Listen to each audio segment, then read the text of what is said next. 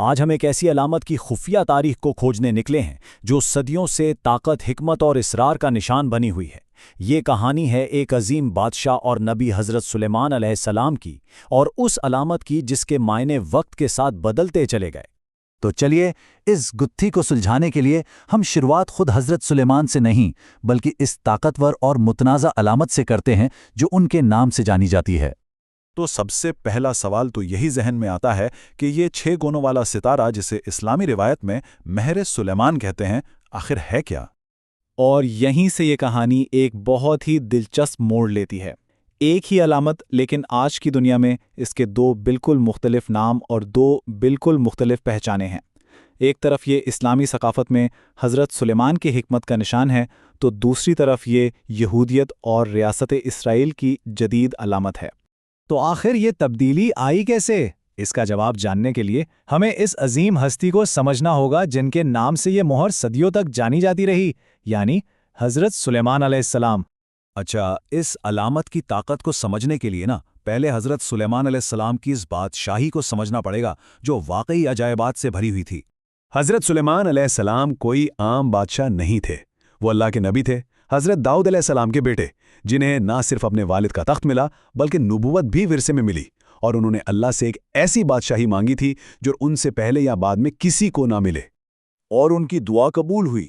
اللہ تعالیٰ نے انہیں ایسی معجزاتی طاقتیں عطا کیں جو انسانی تصور سے باہر تھیں۔ سوچیں ذرا، ہوا پر ان کا حکم چلتا تھا، جانوروں کی بولیاں وہ سمجھتے تھے، اور یہاں تک کہ جنات بھی ان کے تابع تھے جو ان کے لیے بڑی بڑی عمارتیں تعمیر کرتے تھے۔ ان کی بادشاہی کا پیمانہ کتنا بڑا تھا، اس کا اندازہ قرآن مجید کی اس آیت سے لگایا جا سکتا ہے، جہاں ذکر ہے کہ جنوں، انسانوں اور پرندوں پر مشتمل لشکر ان کے لیے جمع کیے جاتے تھے۔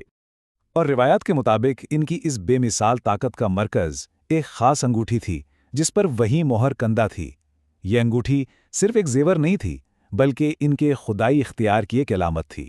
قرآن مجید میں بھی ایک بڑی آزمائش کا ذکر ملتا ہے جب حضرت سلیمان علیہ السلام نے عارضی طور پر اپنا تخت کھو دیا تھا۔ بہت سے مفسرین اسی واقعے کو اس گمشدہ انگوٹھی کی کہانی سے جوڑتے ہیں۔ لیکن حضرت سلیمان علیہ السلام کی حکومت صرف ان معجزات کی وجہ سے یاد نہیں کی جاتی۔ اصل میں جو چیز انہیں سب سے الگ کرتی تھی وہ تھی ان کی گہری، بے مثال حکمت۔ اس حکمت کی ایک بہت مشہور مثال ہے 2 ماؤں والا فیصلہ۔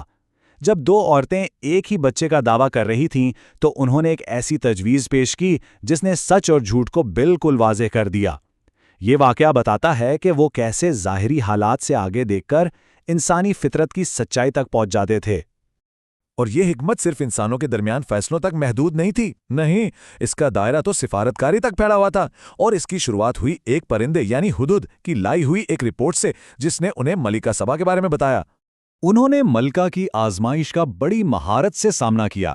جب ملکہ نے انہیں دنیاوی دولت سے پرکھنا چاہا تو انہوں نے اس کے تحفے ٹھکرا دیے اور یہ واضح کر دیا کہ ان کا مقصد مال و دولت نہیں بلکہ حق کا پیغام پہنچانا ہے۔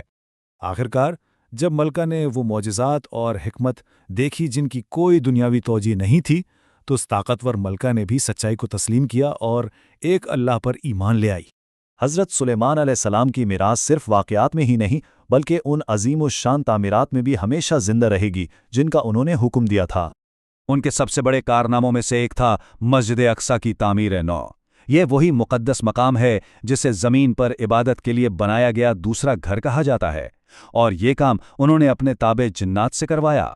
یہاں تک کہ ان کی وفات کا واقعہ وہ خود ایک معجزہ اور ایک بہت بڑا سبق ہے۔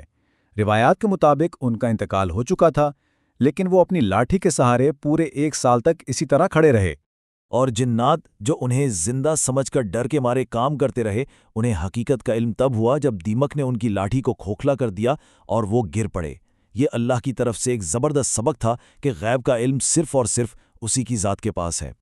تو اب سوال یہ پیدا ہوتا ہے کہ طاقت، حکمت اور ایمان سے بھری یہ ساری کہانی اس علامت سے واپس کیسے جڑتی ہے جس سے ہم نے اپنی بات شروع کی تھی؟ اور یہ سفر واقعی حیران کر دینے والا ہے۔ ہم دیکھتے ہیں کہ جو علامت صدیوں تک اسلامی ثقافت میں مہر سلیمان کے نام سے جانی جاتی تھی، وہ وقت کے ساتھ پہلے یورپی یہودی برادریوں میں ستارہ داؤد بنی اور پھر بآخر اسے ایک بالکل نئی سیاسی اور قومی شناخت دے دی گئی۔ لیکن اصل میں حضرت سلیمان علیہ السلام کی جو لازوال وراثت ہے وہ اس علامت سے بھی کہیں بڑی ہے۔ वो हमें सिखाती है कि हकीकी ताकत आजिज़ी में है।